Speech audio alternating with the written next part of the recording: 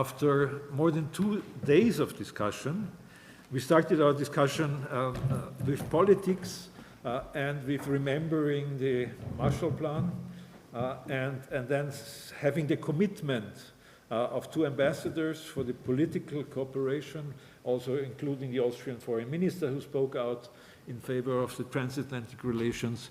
We started with talking about 24 February, which has proven how important transatlantic relations can become overnight again. Maybe I would say it reminded us that we are still living in times of Pax Americana, but maybe that is not true, but my feeling is that it is still true. And then we got into the details, in the nitty-gritty of our relations, and I think there was the most important part so far. We discussed areas from Silicon Valley just today, but also including how the Americans partly reinvented Austrian history yesterday afternoon when Karl Schorske decided that intellectual Vienna 1900 is the main issue that one should discuss, talking about Austrian history. But we also talked about other issues like which economic indicators actually have been used, are used for understanding what's going on economically, and we were reminded that some of them actually were first used by Austrian academics together with American academics, and we did not talk about the McDonald's index. We talked about other indices about that. So I think we got the impression that there is a lot of room for development and recharging the transatlantic relations. And so we said we should at the end actually ask representatives from the major organizations which are active in this field how they see the future of this relation, and maybe how this recharging Austro-American relations can be brought down to the ground, to the real work. I guess we will hear a lot about young people and how they can do something. That's my wild guess for this last round. But let's see. We have invited from the Austro-American Association the president, Professor Philipp Bodzenta. Philipp Bodzenta has been working for Coca-Cola Company Austria for a long time. He is now the spokesperson for Austria and the director for public affairs, but he has a long history already of working in various capacities for the Coca-Cola Company. He's been educated at the Wirtschaftsuniversität Wien and also as SC with the Bled School of Management, which is good to see that Central European universities work together. After Professor Bodzenta, we'll ask Benjamin Glahn. Benjamin Glahn is the acting chief officer of the Global Salzburg Seminar. He has also a long history of working for the Global Salzburg Seminar. He has been already in the 2000s. He has been program director and deputy chief program officer. But before or in between, he was working with the Aga Khan Foundation in London for development issues and also for working with European governments and other areas.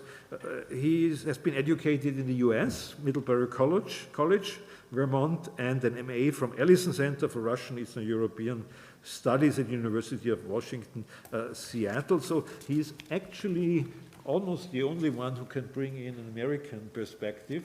I forgot Lonnie Johnson, but he's been here around in Austria so long that I see him already as an Austrian. After that, we will ask Lonnie Johnson. He has been an educational officer for more than 40 years, one can say, in this country. And he worked in the field of international education, mainly for the Fulbright Commission in Austria, has been long-time director of the Fulbright Commission, and also working for the ÖAD, the Austrian Agency for International Conversation, Education, working for the IWM, Institut für die Wissenschaften for Menschen, and others. But he's also a book author, and we had contact a lot with one of his books. He wrote a book, Central Europe, Enemies, Neighbors, Friends, with Oxford University Press, which was highly praised, and we had a lot of battles on the contents of this book, I remember, when you published this.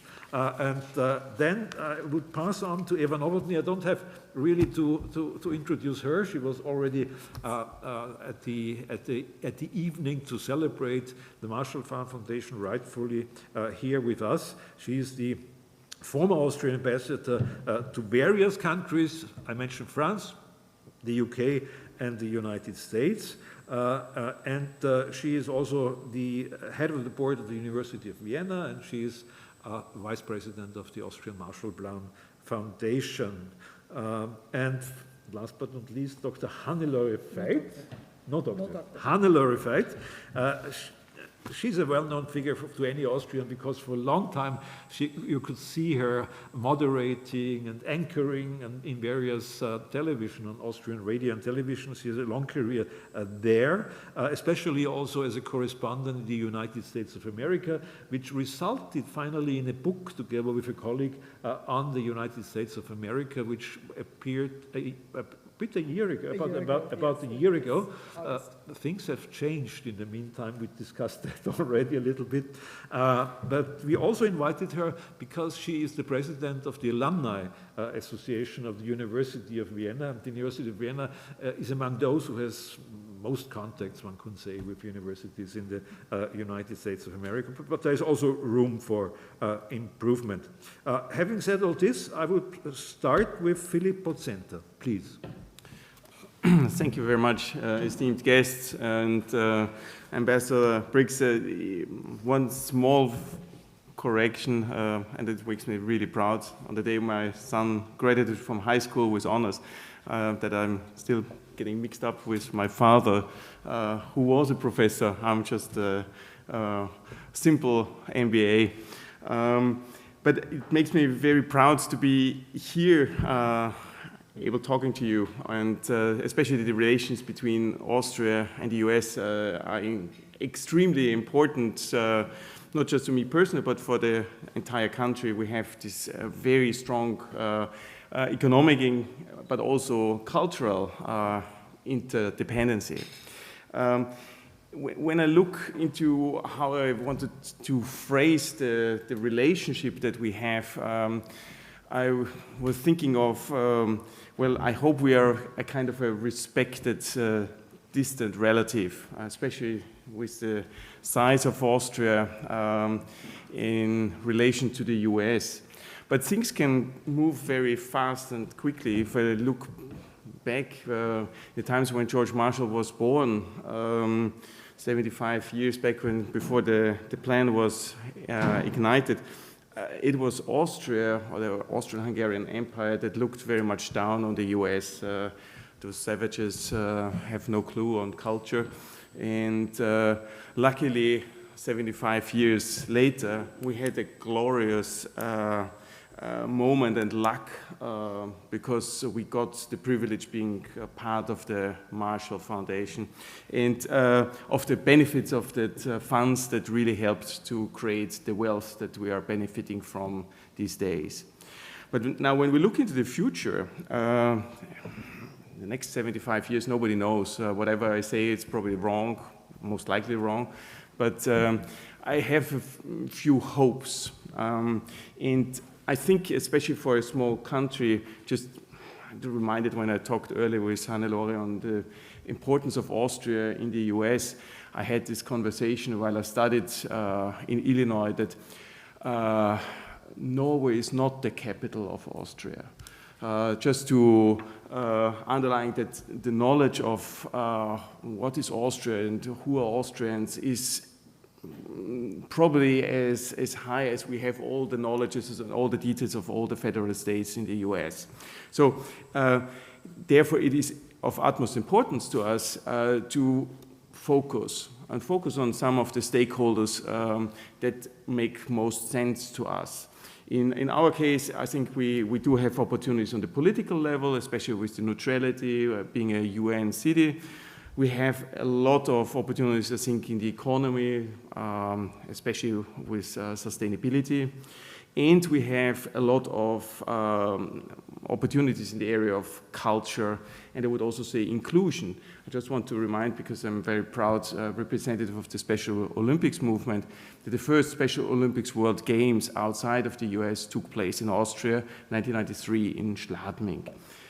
Now, when I look into the challenges and opportunities for us, and I'm also looking at this through the lenses of the Austrian-American society, I think we need a much stronger community building. That what was used to be in the old university called the Landsmannschaften.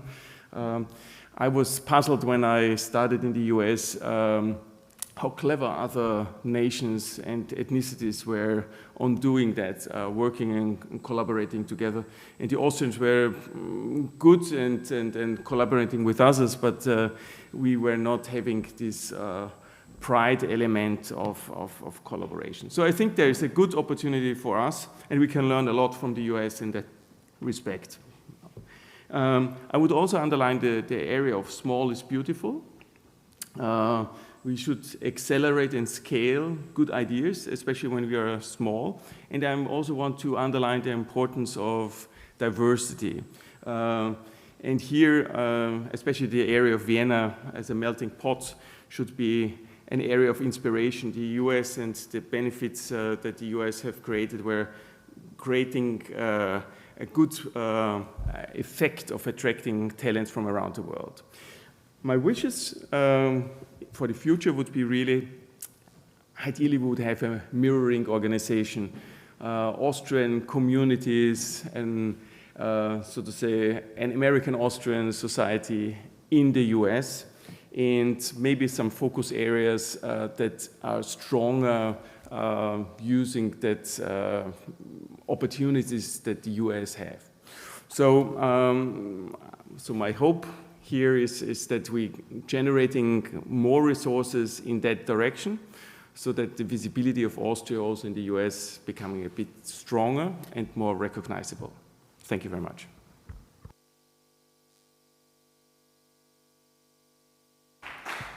Thank you, Philipp Bodzenta.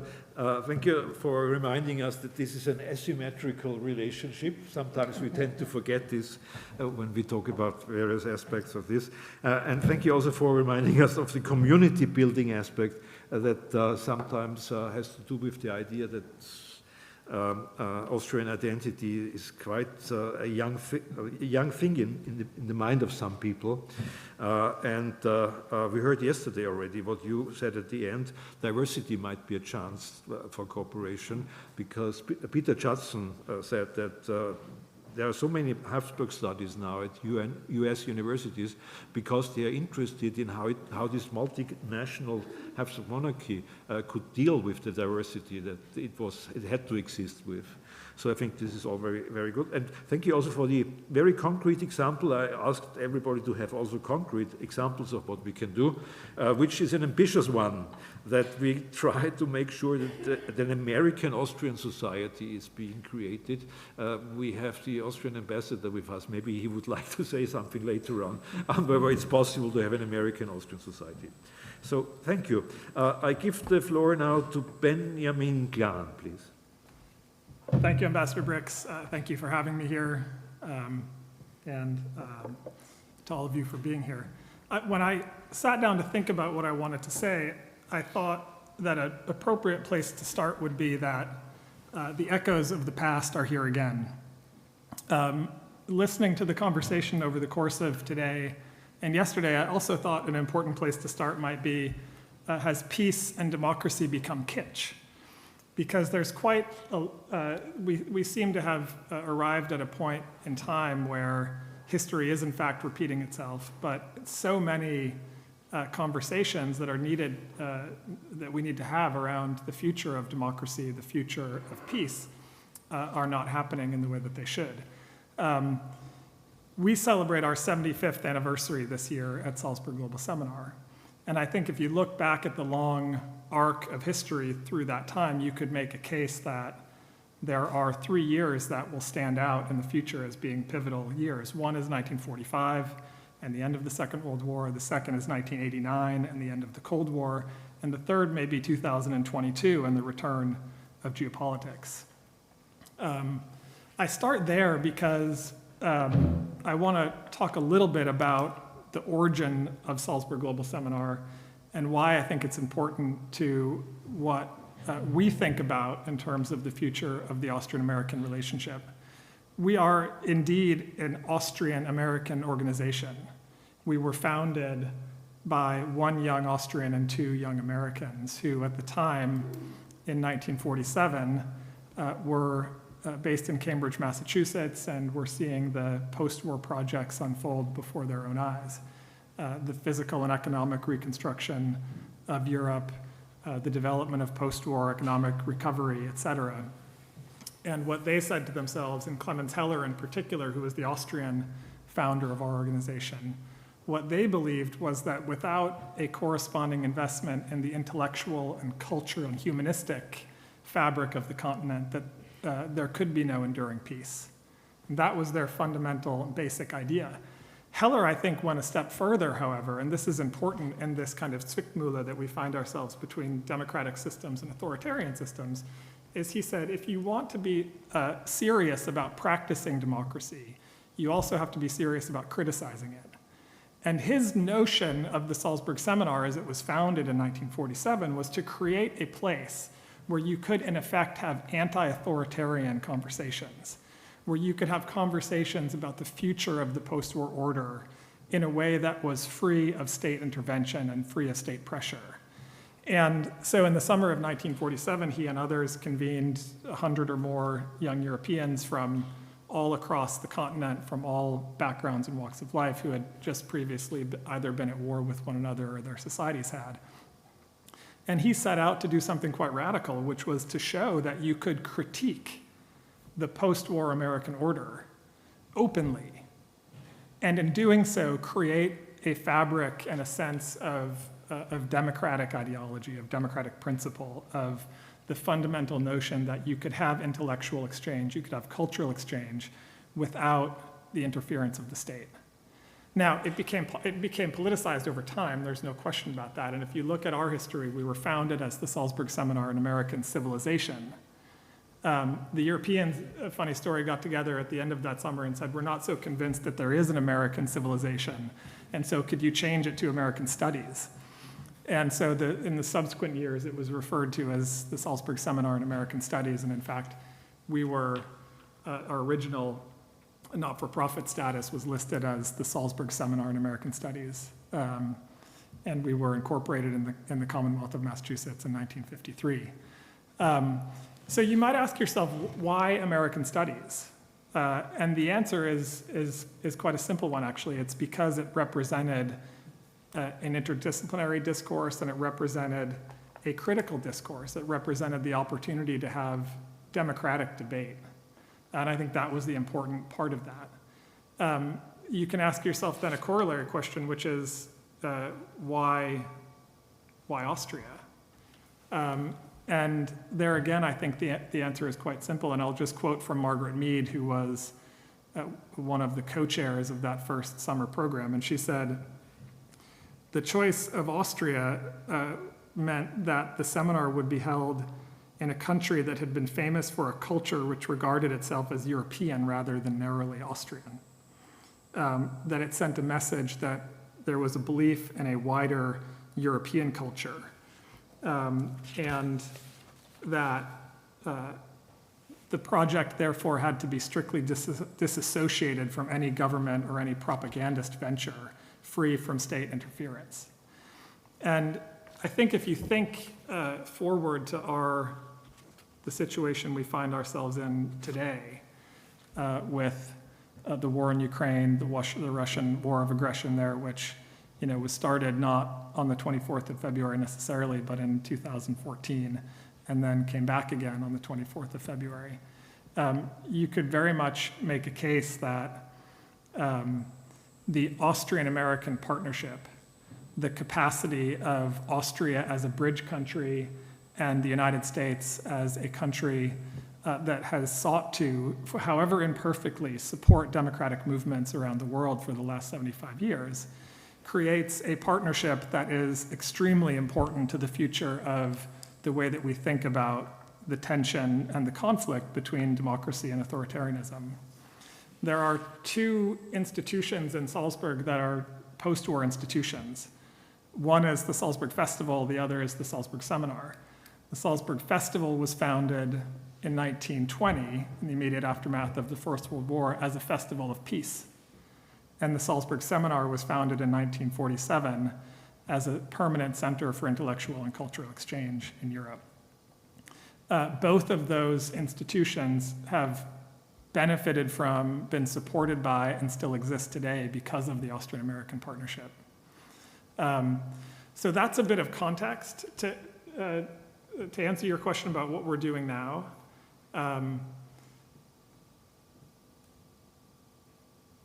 our history is one that would suggest that there is an extraordinary power in the capacity of civil society, if connected and supported, to make meaningful change. And we've set about, since the 24th of February this year, to try to support Ukraine and Ukrainian civil society in every way that we can. Immediately after the war broke out, we opened our facilities in Austria to Ukrainian refugees, and throughout the month of March, we hosted more than 45 Ukrainians and their families for free and provided them rooms, accommodations, meals, access to social services, et cetera. And in doing so, we realized that so many members of Ukrainian civil society were fleeing the country. And in a situation in which civil society will be critical to any kind of rebuilding and reconciliation efforts after the end of the war, that it would be important for us, again, as an Austrian-American institution, as a global institution, to try to do everything that we could to support them. And so over our actual 75th anniversary this year, which is July 15th, 2022, we'll be hosting a program for Ukrainian civil society, drawing people from across Europe and across Ukraine to come together to think about what reconstruction looks like in a very uncertain future.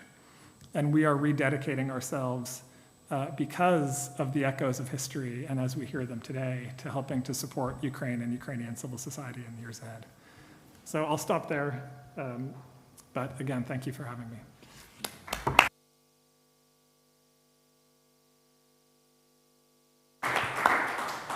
Thank you for your praise, Benjamin, that your founding fathers have chosen Austria because they thought Austrian culture is greater than small Austria alone.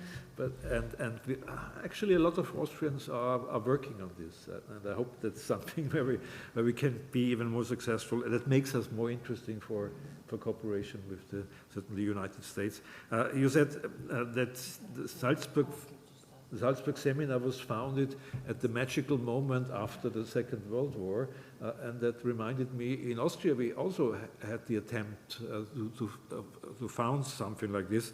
The European Forum Alpbach had a similar intention after the Second World War, when young Austrians tried exactly the same thing, but you may say from the Austrian side to start, and they brought back emigrants also from the US to teach the young Austrians in a democratic sense after the First World War. And thank you for actually also as something for the future, telling us that what we said at the very beginning, that actually when Austria and the US work together, there are so many common subjects in other countries, in other areas, where it makes sense to work together because we have similar values but different perspectives sometimes on issue or different experiences.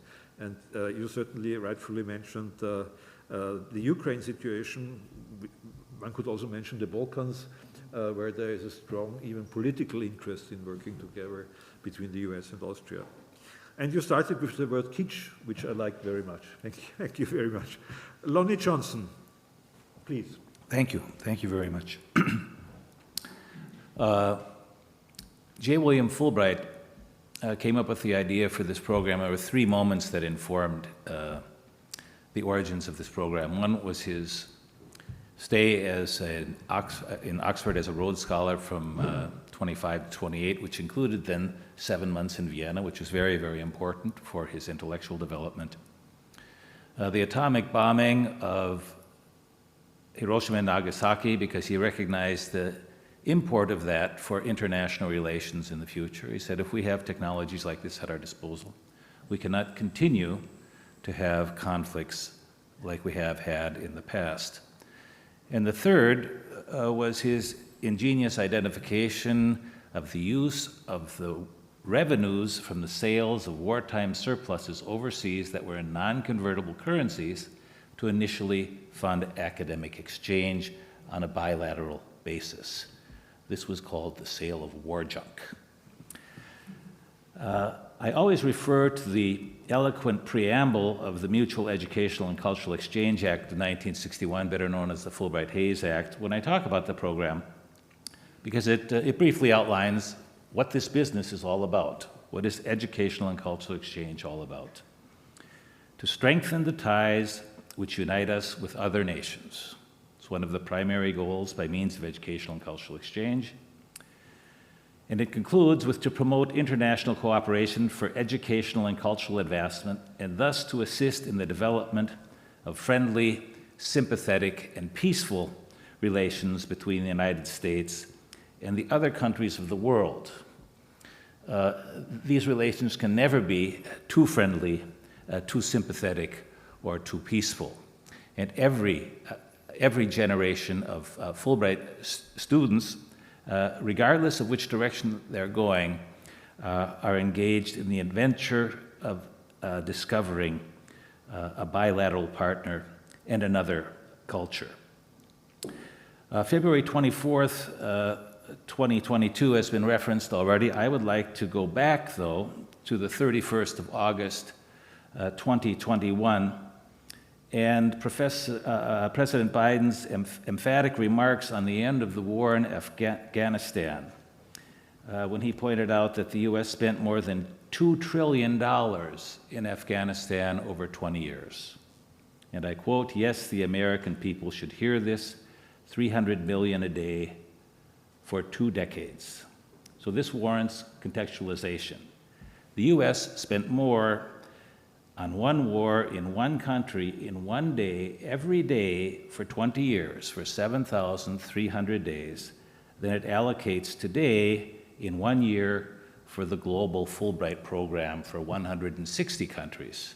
The current appropriation is $275 million per annum, and it is stagnating. Given the dimensions of this expense, the $50 billion of U.S. aid for the Ukraine is just for starters. That is, the cost of this conflict is something that Ivan Krashev sensitized us to, because he said this will impact on expenditures for health, education, and welfare throughout the world. So are we ready to make these sacrifices, and how are we going to sustain what we're doing in the realm of educational and cultural exchange at the same time? In particular, the interesting thing about the title is we're recharging Austro-American relations here, but this is a triangular relationship, or has been a triangular relationship since Austria went into joined the European Union in 1995. So what are the real obligations of neutral Austria in terms of pan-European collective security in 2022?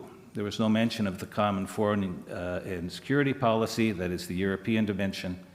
And Anton Palinka, in a commentary in the Morgenjournal last week, very pointedly mentioned that Finland and Sweden followed Austria into the European Union in 1995.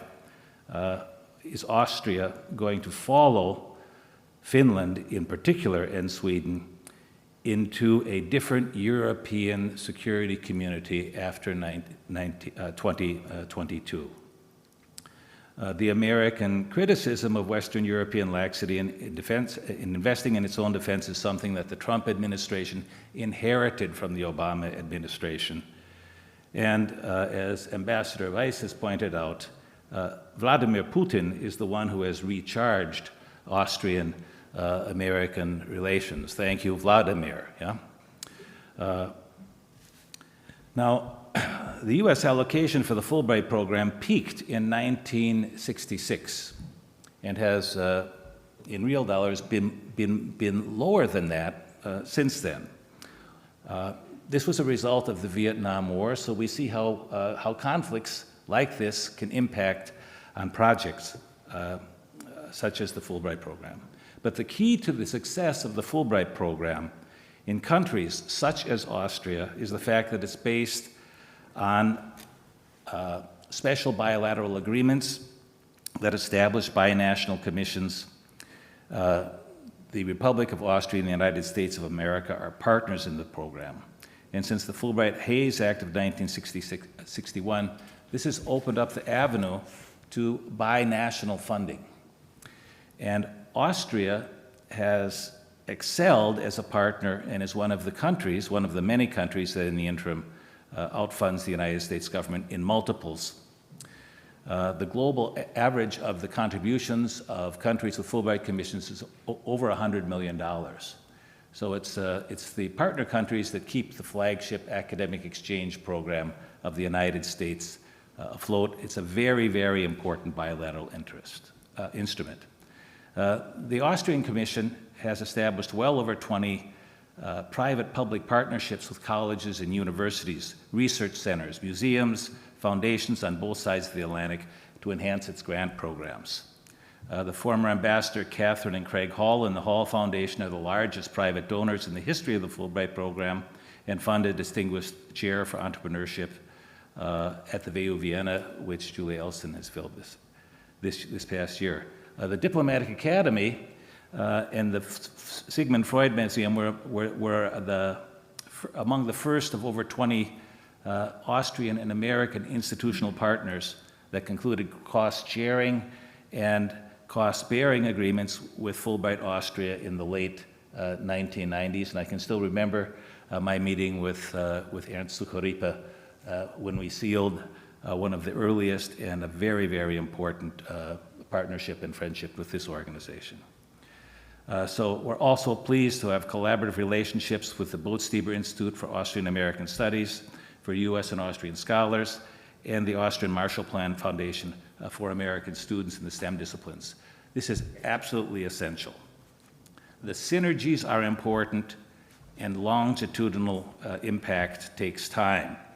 11 people at this conference are alumni or alumnae of the Fulbright program, including Ambassador Petrich, Ambassador Weiss, Hannelore Veit. So they can say some good things about the Fulbright program too. From the perspective of educational and cultural exchange, it is not about recharging Austrian-American relationships. I would like to suggest keep charging them. The private-public partnerships are instrumental. Synergies are essential, and advocating for the program is always of utmost importance.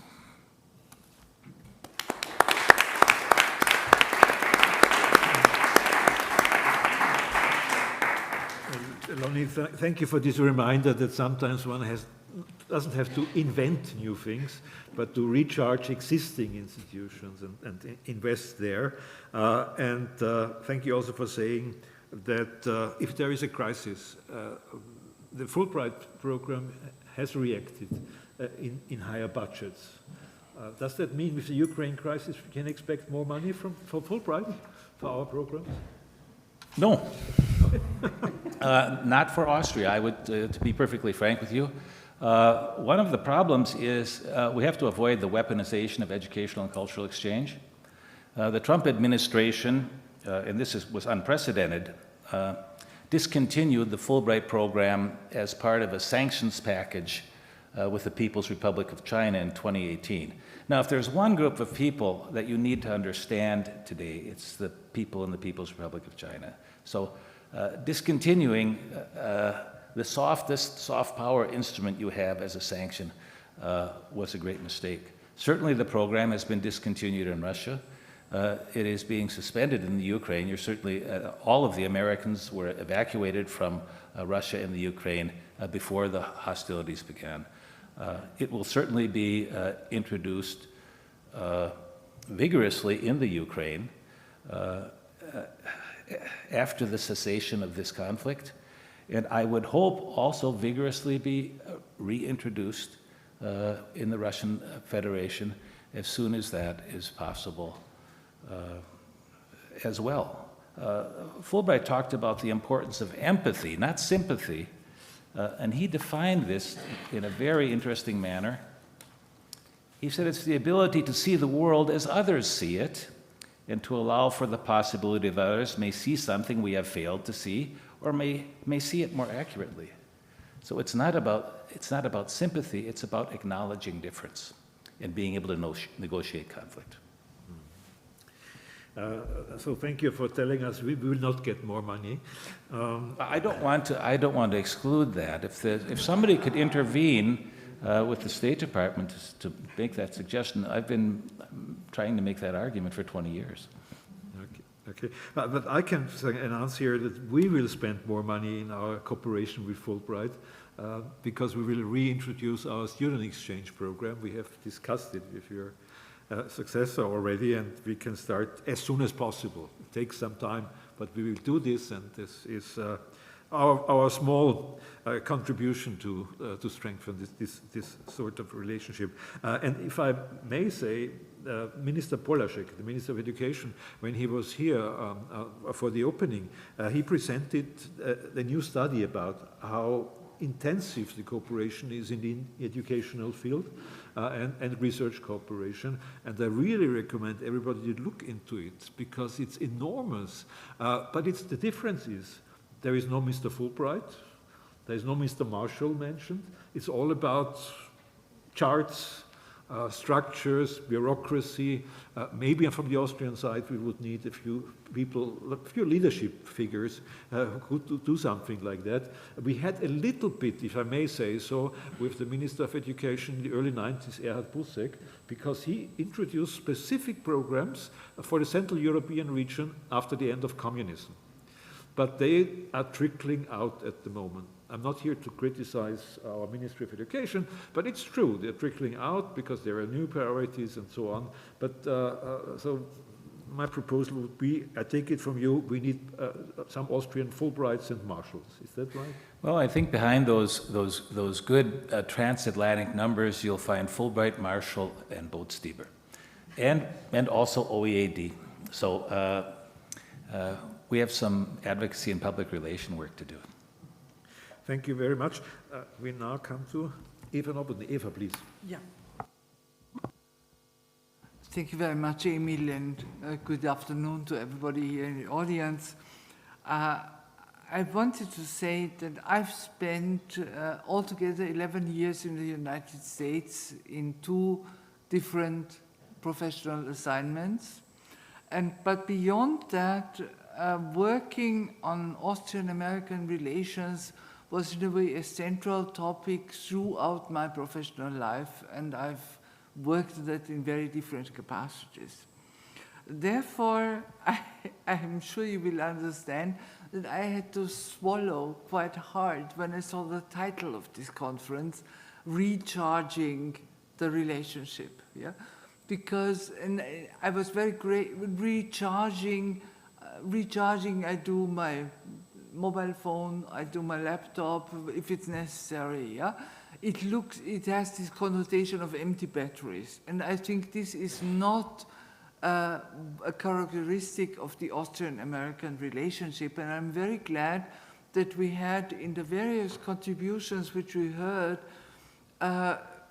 been informed about the many, many activities that form Austrian-American relationship and that are going on so many different levels and with so many different actors and so many different people involved in it.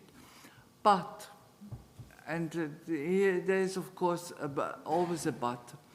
I don't know who was here already when Ambassador Kennedy made her presentation. And she referred to the central areas of cooperation which the American Embassy in Vienna now pursues. And there was first and foremost the situation in the Western Balkans, cooperation in crime prevention, cooperation in drugs, cooperation in trafficking in humans, all these issues.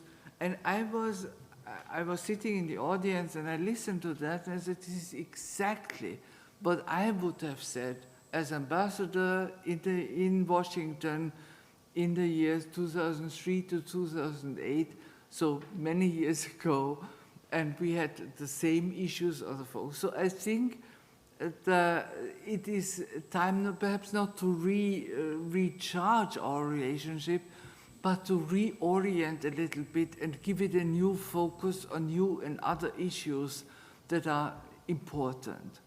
And here I would mention first and foremost that we have to stop to regard our bilateral relationships only through the focus of bilateralism. We are a member of the European Union. Our relationship to the United States is part of a much larger scope, and whatever we do to keep that relationship strong and effective has an impact on the relationship of the European Union to the United States and makes this relationship also stronger and more stable. Why is this important? It is important because we also, and this is the second point, we have to realize that culturally, politically, economically, but also military and security issues, the transatlantic region has become, with all the different idiosyncrasies, national characteristics, one entity. The French historian Fernand Braudel has once said that we have to stop regarding the Mediterranean as a frontier, because in reality the Mediterranean was a data highway, an information highway. And the same, in my opinion, is now true to the Atlantic Ocean. The Atlantic Ocean is no longer a barrier between us, but is a data highway where things pass from one side to the other with incredible speed. Now this, I regard this as particularly important because we have been talking a lot about values, democracy, human rights, freedom of information, freedom of individual freedoms and so forth, rule of law. And we have to be aware that these values that we have taken sort of for granted and for established and for that have been sort of the guiding principle of the international development for the last 50, 60, 70 years, yeah, are under attack. And that we, Americans, Europeans, 500 Europeans, 500 million Europeans, 300 million Americans are a minority on a global level, and that we really have to combine all our resources and work together if we want to have sort of these values in a way respected, strengthened, and maintained.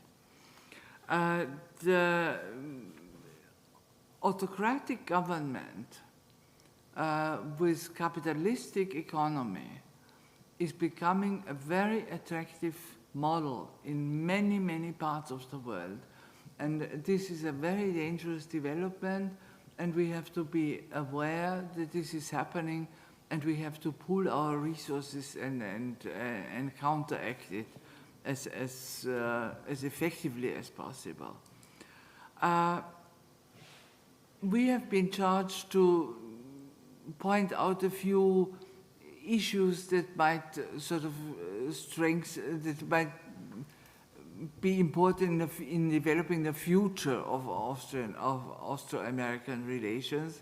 And I've made a very long list of ideas that we could pursue. I'm not going into all of them, but I would mention a few that I think are particularly important. And the first area of cooperation for the future that I would like to single out is we have to work together in strengthening the international organizations, the international system, and multilateralism. We have a vested interest in that. The United States has a vested interest in that. And we have a lot of know-how that we can bring, especially in this issue, into play. Austrian diplomats have always been extremely clever in formulating international law. We are a seat of the United Nations. We are a seat of OSCE. We have other international organizations that are situated here. We have a vested interest in keeping the international system, the multilateralism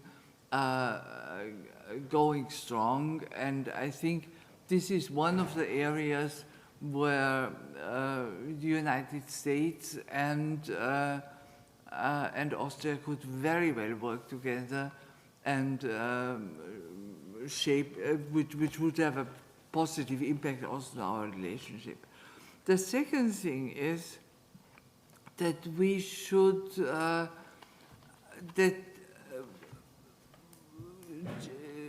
judging from the domestic political situation in the United States, but also from the developments that are happening in Europe, I think one of the most promising areas for discussion bilaterally with a broader outlook would be to look at the developments of political parties and how their demise or their decline affects democratic systems and our systems of government.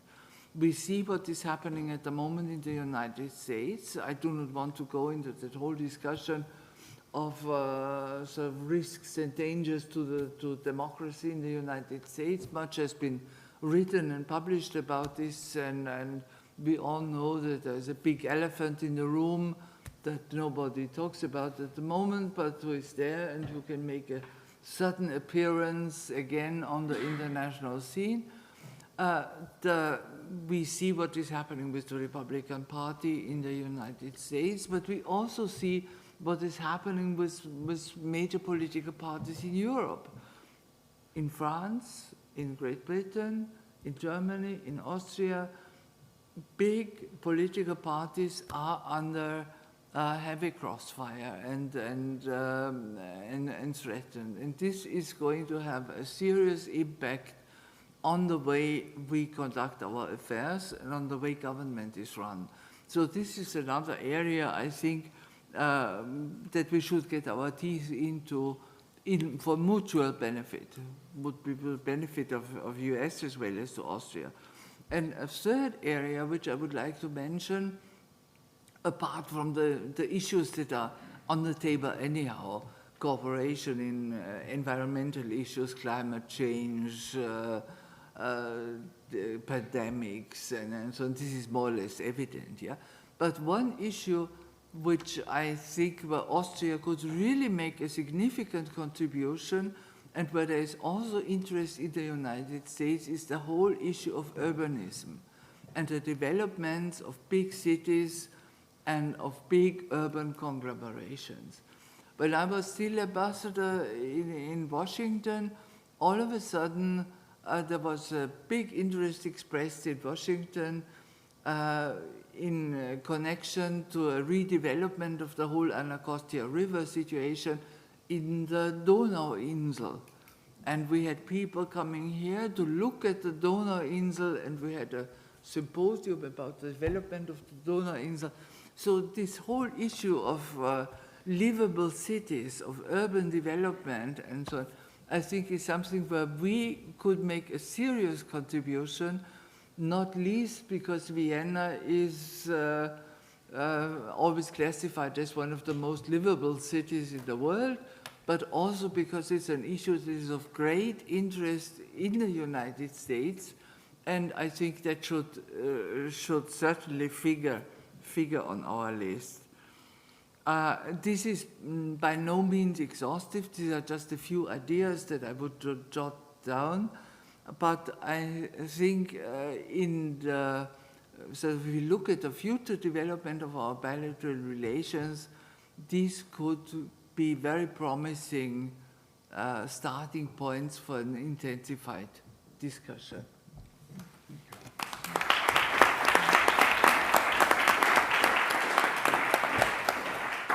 Eva, you might guess we ask you for the complete list, please, after the, Okay. after the event. When you talked so much about how Europe has to defend its own values, I was strongly reminded of this famous article in the New York Review of Books by Milan Kundera in '84, where he wrote about how Europe was kidnapped by the East, by Russia, he said. But the main point of his article was not about the Russians or against the Russians. It was about that Europe itself had forgot to defend itself. That was his idea, that Europe couldn't defend its own idea. And sometimes, I guess nowadays one has a similar feeling, but maybe the moment of February 24 helps us to define ourselves. I'm not sure, Emil, if this is really true. I mean, Europe has gone another way. I mean, we have never invested. And perhaps this is also a starting point where we have to reconsider, yeah?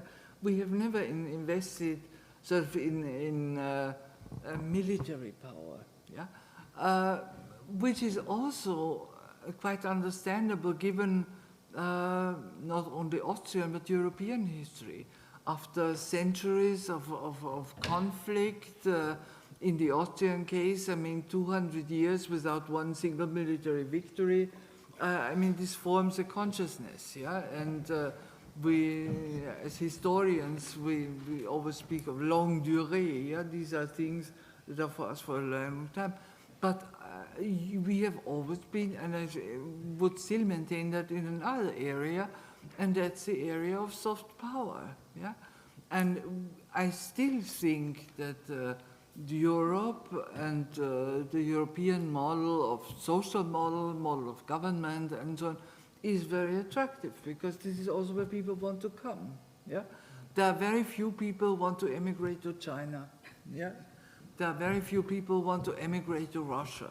Yeah, but there are lots of people want to come to Europe. There are lots of people want to come to America, and even people from countries are very critical. Where do they send their children? They send them to the London School of Economics, to Harvard, to MIT, yeah? Or to the University of Vienna also. So I still think we should not underplay. We have this tendency, Vivian Schmidt from the University of Boston has once classified as an attitude of Selbstverzwergung. Auto-dwarfization, yeah, we always make ourselves smaller than we really are. I think there's a lot we have going for us. Okay, you speak out against the national minority complex, inferiority complex. You're absolutely right.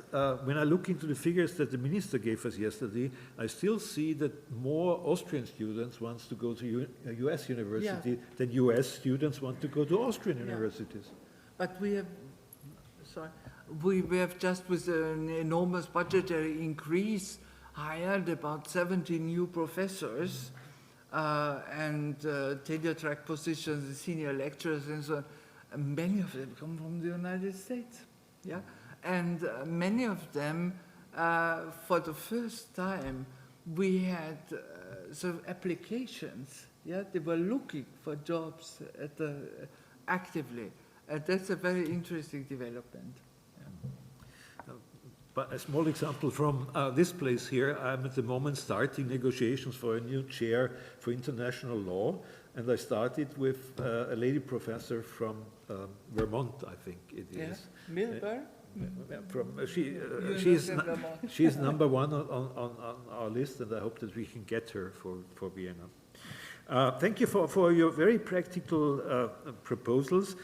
Invest in international organizations, multilateral organizations, invest in discussions about the future of political parties, and invest in our experience with smart cities, urban development. Yes, thank you very much. Hannelore Veit, please. Thank you. Sorry. Thank you, Ambassador Brix.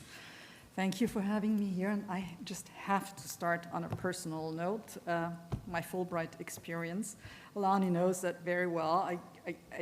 I say all the time, Fulbright made me who I am.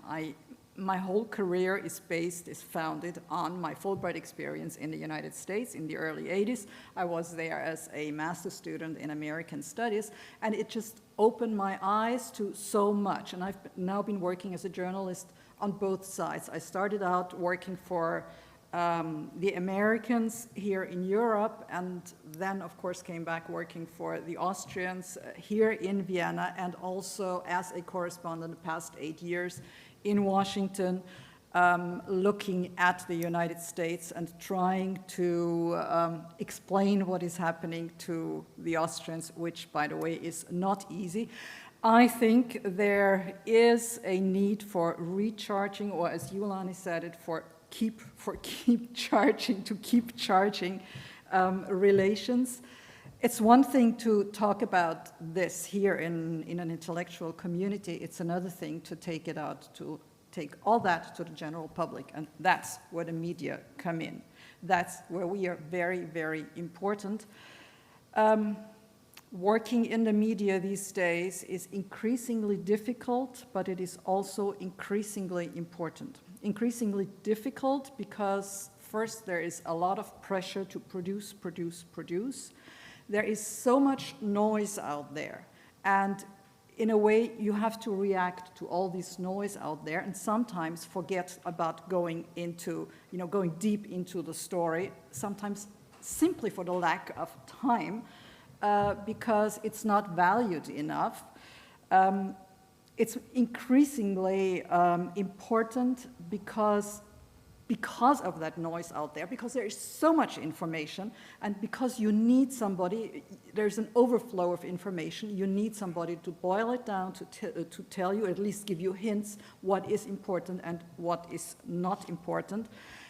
This became even clearer to me during the my last 4 years in Washington, the Trump years, when, I have spoken about the elephant in the room now, but you could see a polarization of society and a polarization of the media, which became increasingly evident. The media were either pro-Trump or anti-Trump. There was not much in the middle. Europe was totally anti-Trump. I, as a correspondent, had to talk about what was happening in America, and sometimes it was difficult because the questions I got for lives, TV lives or whatever, the questions sometimes came in such a negative way that I had to start defending America. I was not the defender-in-chief of the United States. I was there trying to be a balanced reporter, trying to be sort of objective as much as you can be objective as a reporter, but that became very, very difficult.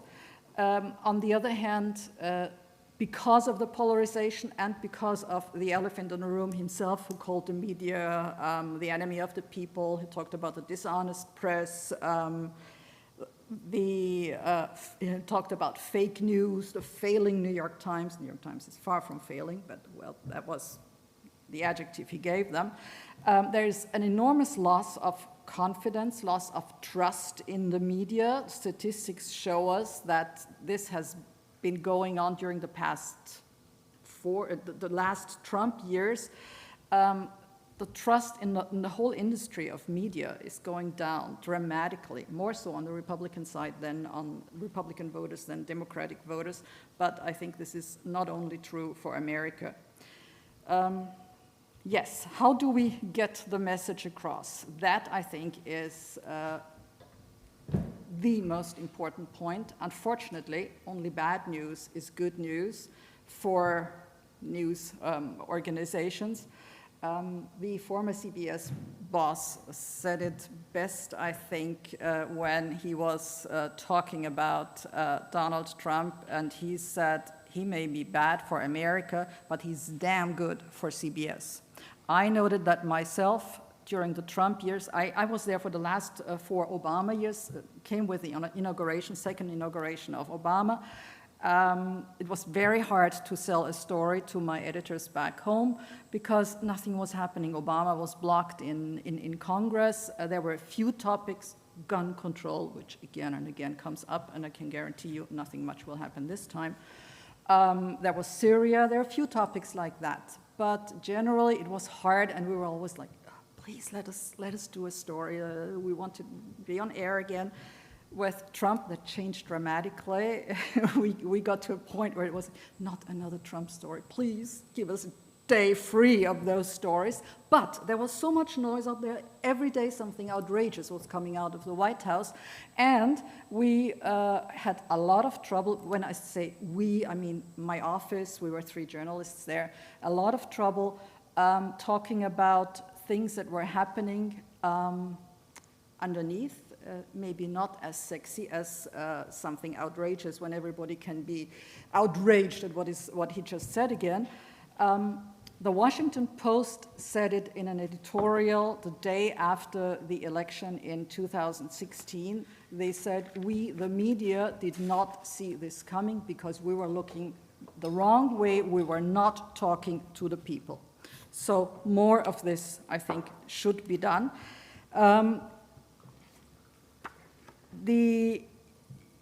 What I think, and I believe you mentioned that during your on the first day, in your speech on the first day, there is a certain anti-Americanism, which I can, you talk more about the past, the history, the historical reasons for that, but I think it's still there.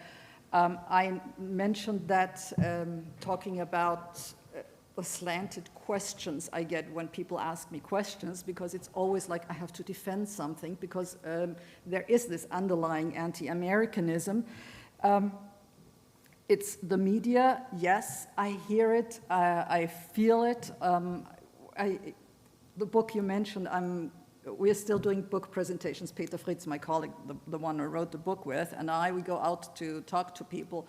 And there's always, Ukraine is always a topic, and there's always a question, oh, but don't you think it's really the United States that is responsible?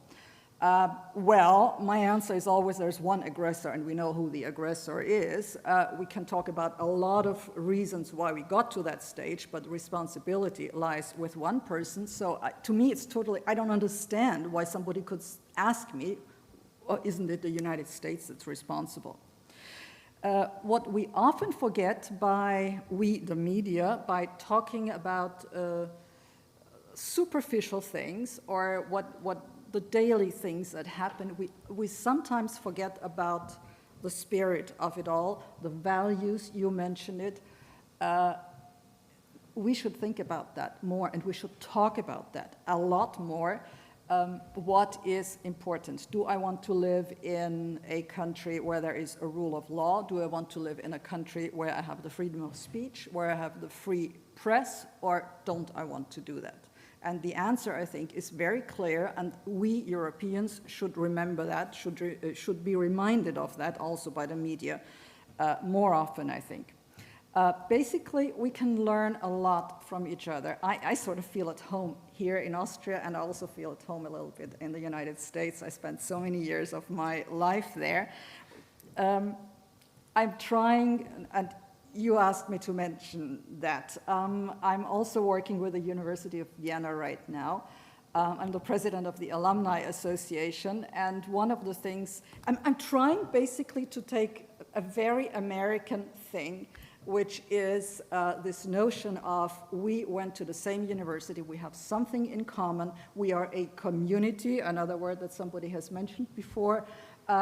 Take a little bit of that and bring it to Europe, bring it to Austria, bring it to universities here, because there is such a great idea behind this. You can build a network. I am a graduate of an American university, and I know what these networks are like.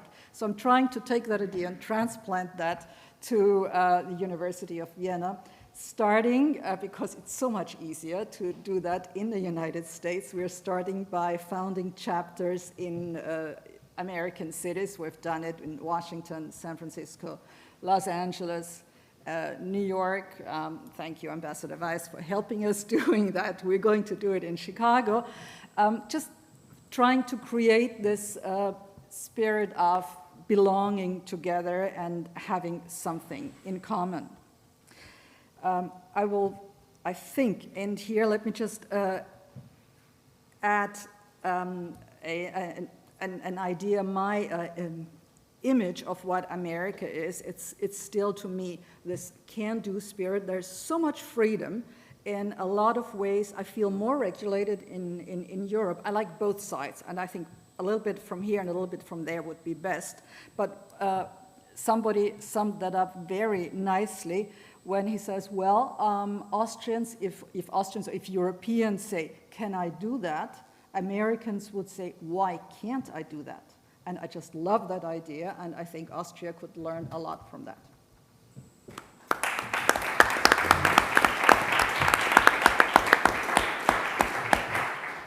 Thank you, Hannelore Veit, for giving us this American spirit a little bit at the very end. Although we heard this afternoon that the question of privacy laws and the regulation of the internet, so on, the Americans may be able to learn from our standards of regulation.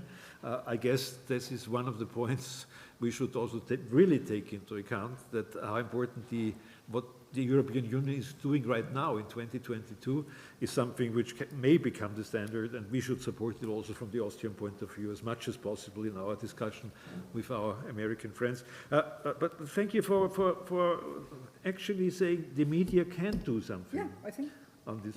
I think we can.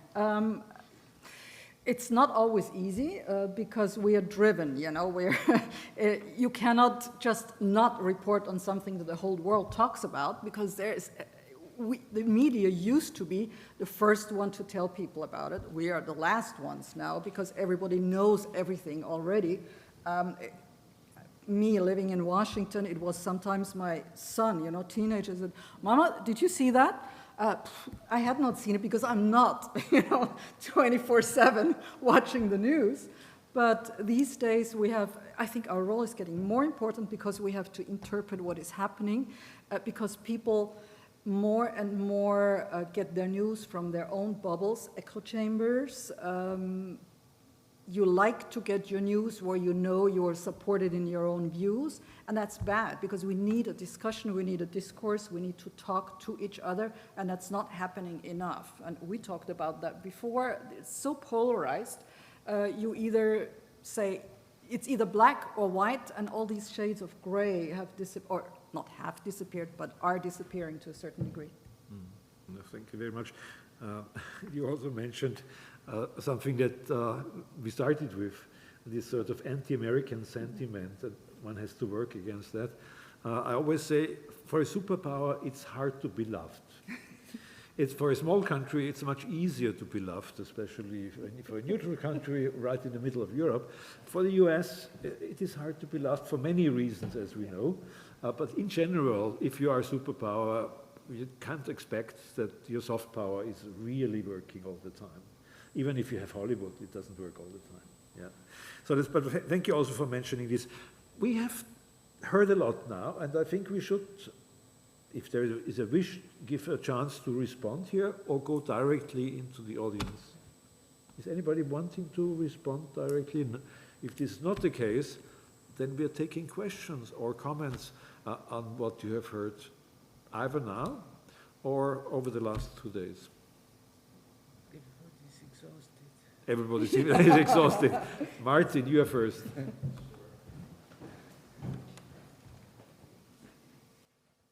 I'm happy to make a couple of comments, and thank you very much. That was extremely rich, and there was a whole lot there.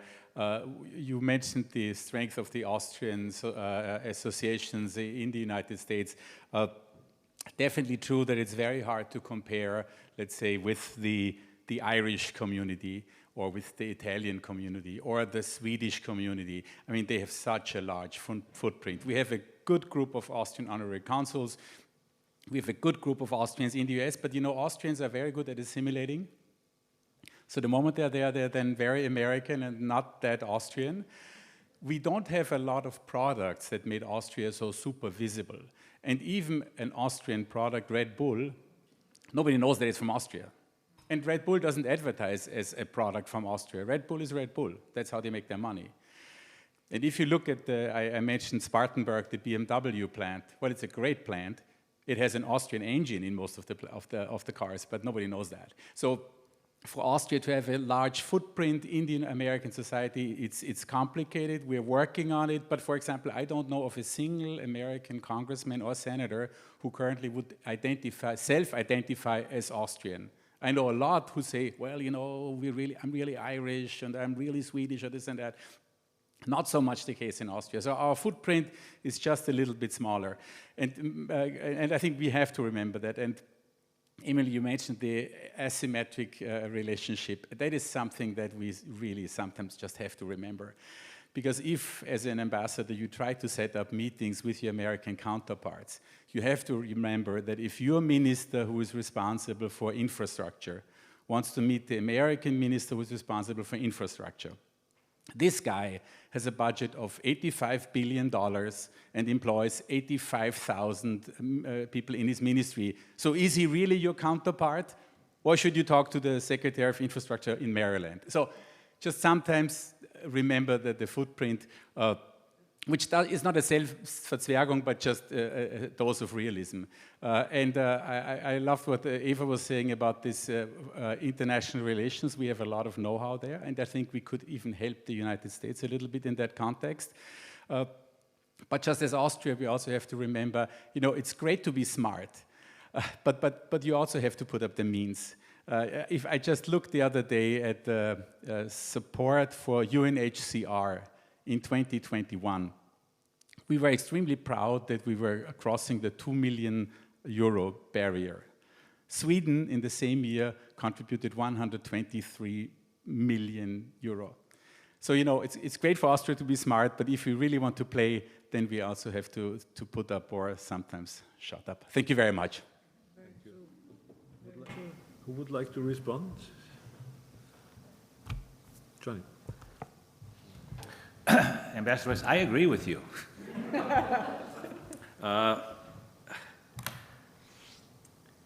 We're in the midst of an unprecedented debate on European security and the transatlantic relationship.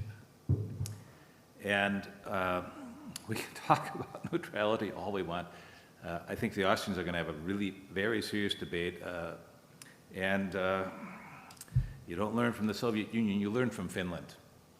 And I spoke recently with my former Finnish colleague, and she said the difference between life in Finland and life in Austria is nicer because you haven't been spending 2% of your GDP on defense for the last 40 years, like we have. Now, this is not a recommendation for the future, but I think there are going to be some very, very hard decisions that will have to be made in the future in this triangular relationship between the European Union, the United States, NATO, and Austria. And I think we're in for some tough times.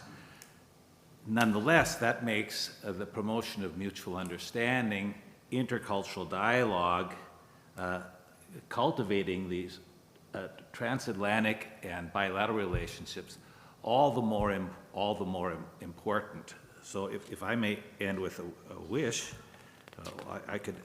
we could ask Ambassador Kennedy to encourage the Bureau for Educational and Cultural Affairs, based on Emil Brix' suggestion, to increase the U.S. support for the Fulbright program. We're receiving excellent support, and that's the basis of a lot of important future collaborations under very, very difficult circumstances. Yeah. Thank you very much. Martin, you have rightly referred to the need to bolster up engagement also with substance. Yeah? And I'm thinking back here a little bit in my own past at the United Nations in the 70s, where we were able as a country to galvanize support from several countries, the non-aligned, for almost every issue under the sun which was of importance to Austria. They came into support. We were never generous. And Sweden and Finland and Norway, who were always extremely generous with financial contributions, you say, oh, these Austrians, open heart, big mouth, tight purse. Yeah, that was always the slogan. So this has really not changed, and unfortunately, it has become a little bit better. But this kind of international engagement with substantive contributions is in Austria on weak legs, unfortunately. And that's not something that we can change immediately. It's a political decision. Has to be fought out in the budget negotiations and so forth. But as a problem, it is there, and it is seriously affecting our international status, I think, because we no longer can count only on goodwill and a nice reputation. I mean, there's substance is demanded also. And neutrality? We cannot rely on neutrality anymore? Yeah, in which respect? I mean, neutrality is only valuable when it is valued. Yeah? The moment neutrality is no longer valued by partners and so on, then it becomes a doubtful option of security. Yeah? Mr. Bodzenta, please. Yeah, thank you. And as we are part of the family in celebrating the 75 years, Ambassador Weiss, Martin, you were present on the 6th of January 2021, and what happened afterwards, after we had a nice picture on our 75 years. We had this tragedy on Capitol Hill. But we did actually this year a poll, what the Austrians think about the US, and it dramatically improved with President Biden. But there's one element that stood out, this was the area of sustainability. And I think this is one element where we think as Austria and as Europe, we can do a lot. And in that respect, I think this is, with the tragedy of the war that we have, this is even the longer term area where we need to have a solution because we only have one planet. And in that respect, I think this is a good opportunity to collaborate because we need it.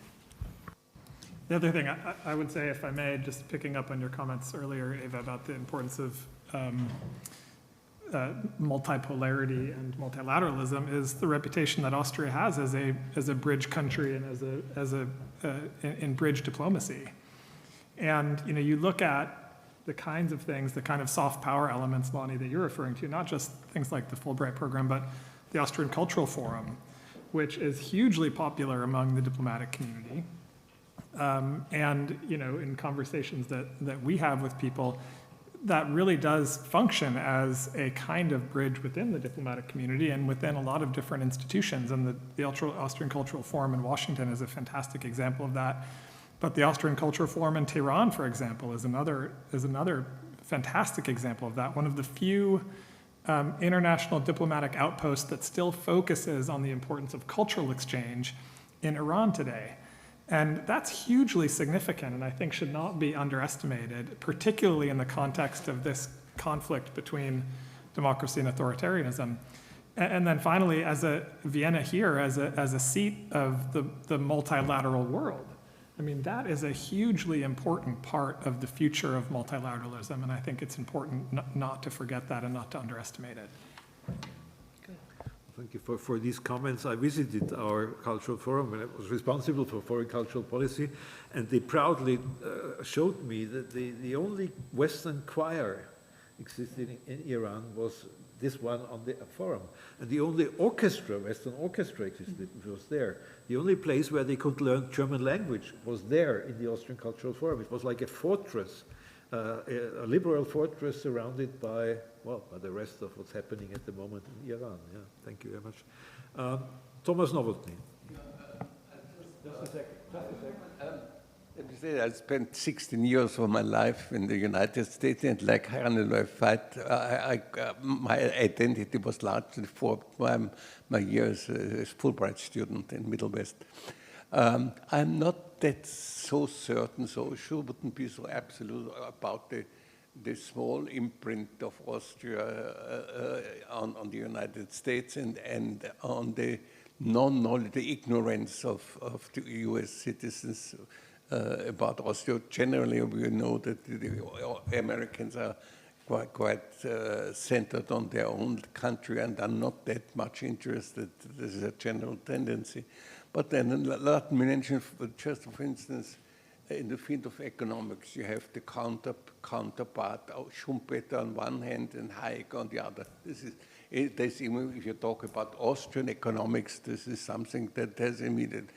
If you think, for instance, of city planning or planning, Victor Gruen, if you think of management, Peter Drucker, the nephew of Hans Kelsen, if you think of sociology and so on, I think so.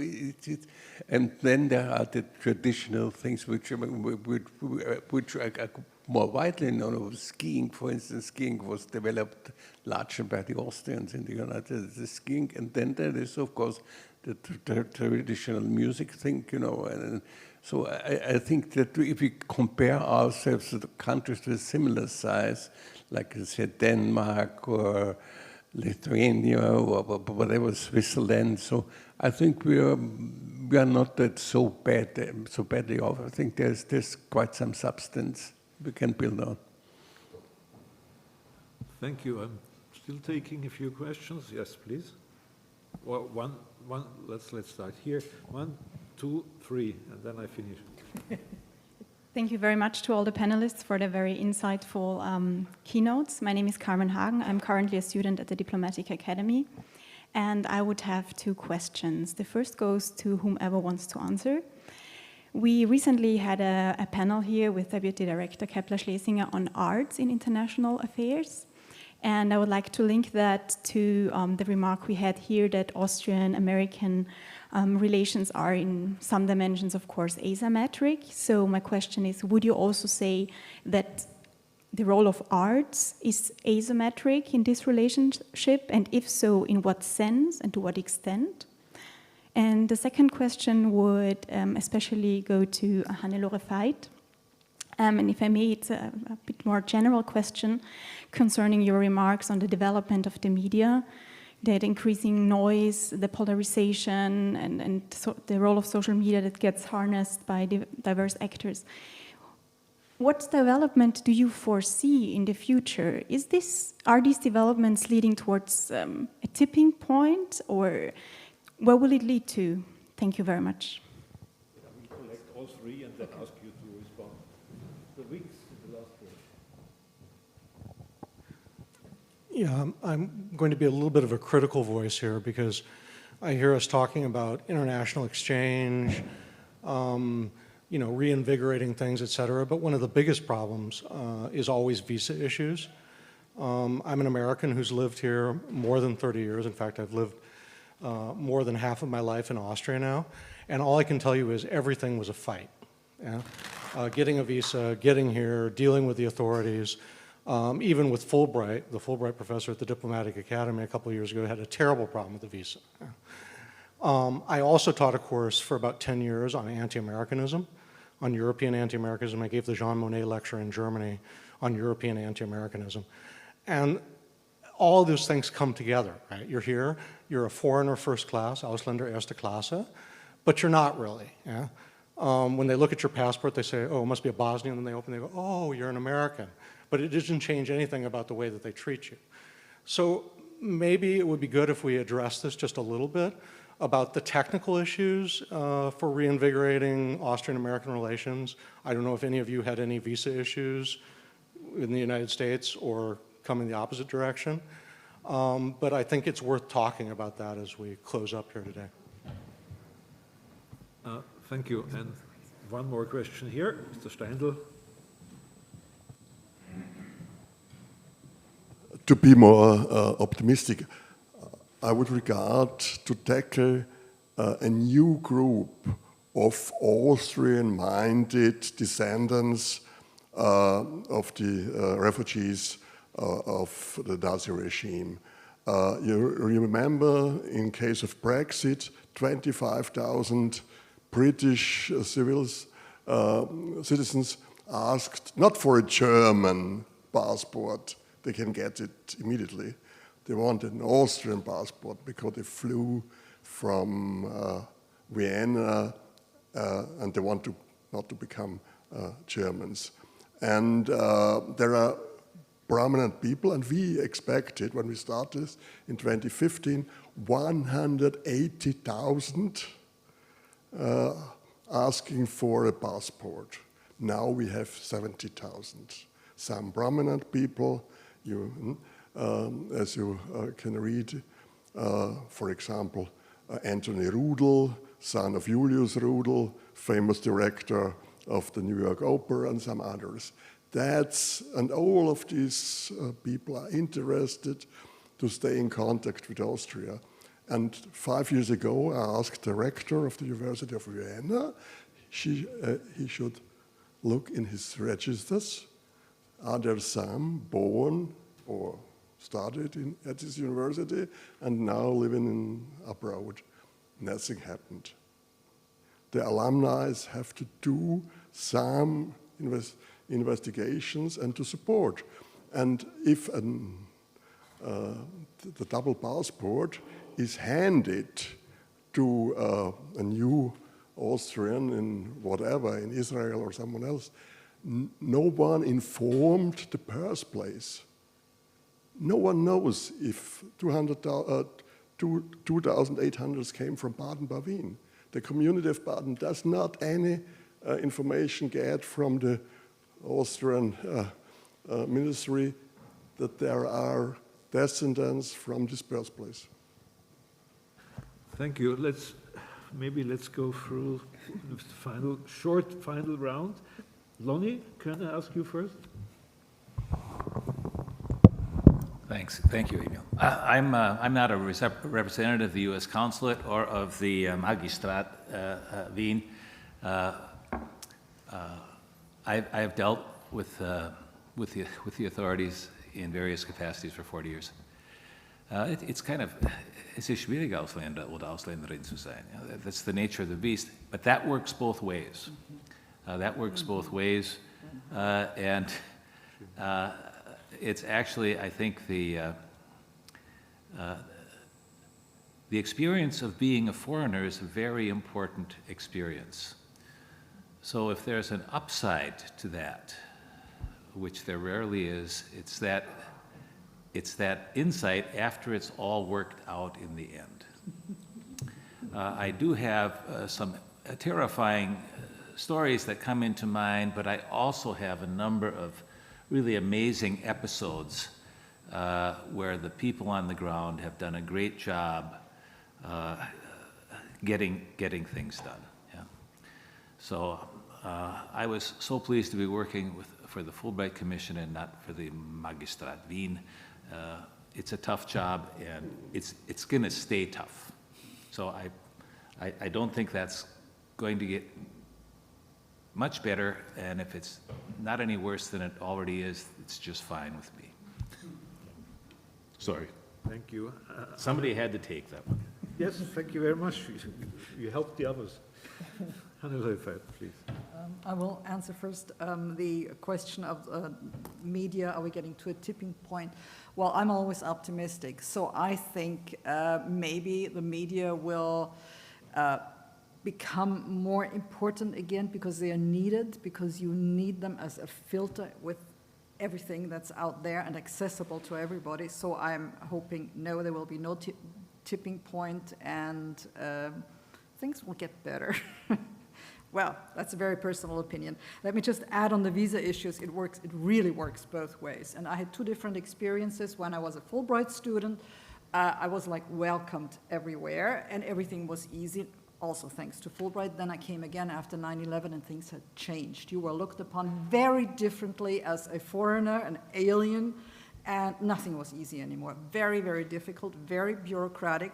And the worst example for me is some of my colleagues have so many problems because they have their assignment to anywhere in the States, but they come with their family, and whoever is the partner, usually it's the woman, doesn't get a visa to work there. So what do you do? And I know that in two cases, families have sort of broken apart for the simple reason that you go crazy if you're not allowed to work, but you go there with your family. So yes, it works both ways, and I'm also married to, well, now somebody who is in the European Union, so that's not a real problem, but so I know the other side too. Thank you. Eva, please. Yeah, I would like to take up the question of the importance of culture in foreign policy. And that, of course, plays an enormous role. I mean, and we, especially also in Austria, where we pride ourselves on big cultural heritage, we have sort of developed professionally a very serious branch of our foreign affairs based on cultural activity. Kulturelle Außenpolitik has become a very, very strong focus of Austrian diplomacy. On the other side, and this is sort of national activities here, which we bring. We make programs. I've had very efficient and effective cultural fora in all the places where I've served, in London, in France, in Washington, in New York, but there is also another level that goes beyond the national provenance, where renowned artists, painters, sculptors, musicians have an international market and international presence, and of course some of it reflects on Austria. But when the Vienna Philharmonic plays a concert in Carnegie Hall, it's an event that reflects on Austria, but it has very little to do with Austrian foreign policy, because they have an international reputation, they have their own market, they do their own business. So there are both angles are very important. The one we can sort of promote actively through our own engagement. From the other one, we can profit and put it to good use when it happens. I also want to make a brief comment on the whole question of visa and integration and so forth. We are very much aware that we have a problem with the so-called Magistratsabteilung 35, stories boundless, but reform is on the way, and it has become very much into sort of a limelight, and we hope that things will change for the better. On the other side of the coin, if I start telling you about visa problems and problems of sort of Austrians in the United States, we would never finish here. And some of the experiences that we had to deal with at the embassy were not pleasant. They were very harsh and ended up with handcuffs and prison for nothing whatsoever, and deportation on the next flight of Austrian Airlines.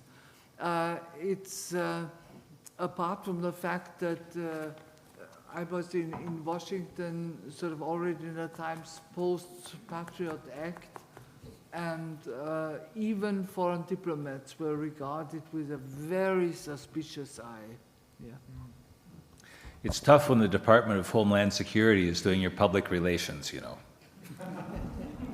But Homeland Security, Homeland Security in a very short time built up to close to 300,000 employees, and they were all looking for employment. I mean, they were all looking for activity, and a lot of it was concentrated on the activities of foreigners in the United States. You used to say welcome home, and the last time you said, what are you doing in Austria?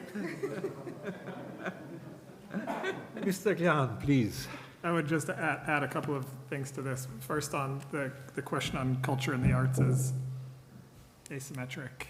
I mean, as I said when I started, our organization really has an Austrian-American signature, and I think one of the most remarkable parts of that, actually, if you look at the long history of our organization, is that the Austrian side brought culture into the conversation straight from the start.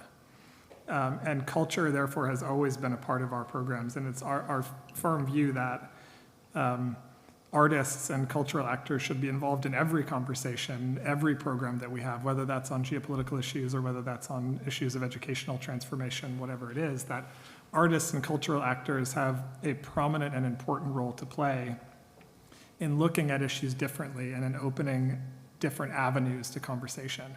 We've talked a lot about the media and about polarization and about what is happening to our democratic politics.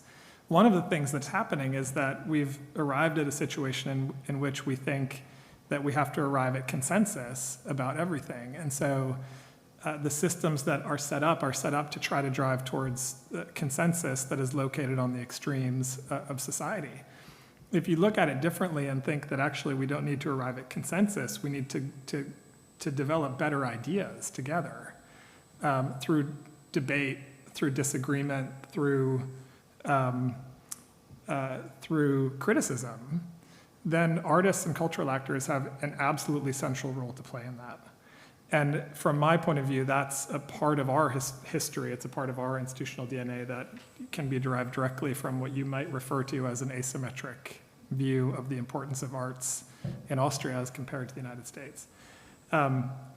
If I step back from the other question about the visa issue, I think what's behind this, in my view, and I think what's probably in some ways the more important conversation to have, is whether someone in your position 30 years from now will have the same experience. And I think, Eva, that's the point that you're making about the changes coming. But I think the changes are more substantial and more important. And the changes are, what do we mean by democratic pluralism? And what is the future of democratic pluralism? If you think of the experiment of democratic pluralism in the United States as a country of immigrants, you might point to the fact that you can have an American passport and the next day call yourself American and everyone will nod and think that's appropriate. Despite living in Austria for many years, is the case with you, as is the case with me, I think if I were to get an Austrian passport tomorrow and I said to somebody that I was Austrian, I might not get a nod, but I might get, a slightly quizzical look. That's okay. But I think this is changing. It's changing in the sense that younger generations are demanding something different. The experience with American pluralism is also not perfect. You only have to look to the Voting Rights Act of 1965 to understand that actually there was not a participatory democratic pluralistic system in place until then, and it's still imperfect today. So it does depend on where you sit, and it depends on how you look at it. But I think the fundamentally important thing is that the relationship between democracy and pluralism is changing. The way that younger generations view their agency within democratic systems is changing. The demographic makeups of our democratic societies are changing, and therefore the systems have to change with them. And then just finally, one of the things that we're doing in a program that we started last year is looking at the question of how do people access careers in public policy when they come from marginalized backgrounds and immigrant backgrounds. And so we're working with a number of different partners on a program called New Voices in Public Policy, which is exactly trying to do that, is to get people who are from underrepresented, marginalized communities, refugee communities, immigrant communities, to recognize that they have a role to play in public policy careers, whether that's in government or whether that's in the private sector. And so I think actually the people answering this question 10 years from now or 20 years from now or 30 years from now in the same room may have a different experience and a different set of responses. Thank you very much, Mr. Bodzenta. Of course, as a proud Austrian, we're very happy with the rich history we have. Vienna, built for an empire, now the capital of a 9 million country. But if we look in the more contemporary area, then the biggest export article of the US is the film industry. And even the Austrians see this huge dominance of that, and same also with music. So we see, I would say, a contemporary massive asymmetry, and this is very building also image-wise what is actually considered in what form. So we have rich assets to play with, but we could also play with the new items, especially as we talked earlier about the internet, using those channels also to build our opportunities, being small but still being heard. Thank you, Mr. Bodzenta. I understand we've reached the end of our journey for more than 2 days. I'm not going to summarize, I just want to say thank you to our partners, which is the Botstiber Institute for Austrian-American History. Thank you very much, Michael Burry, and everybody else. And also thank you to the Austrian Marshall Plan Foundation. I'm not sure whether Marcus is still here. I'm here. You're here, yeah. I can thank the Vice President, even better, for cooperating here on this. And I have to say, we're taking with us a lot of ideas. And that's at least there is this commitment in Austrian politics for quite some time. Actually, it's even in the Regierungsprogramm, I think, to strengthen the transatlantic relations. So maybe we can bring some of these ideas to the government table. That would be the most important thing. And what I liked at the end, absolutely, is how practical suddenly, because of Mr. Brix, our discussion became, talking about how hard it is to overcome borders and how much this depends on sudden political changes or war breaking out. This is the world we live in. And I think that's a good resume for, after all our discussions also on an academic level. So thank you all. Please give a big round of applause to our panelists here.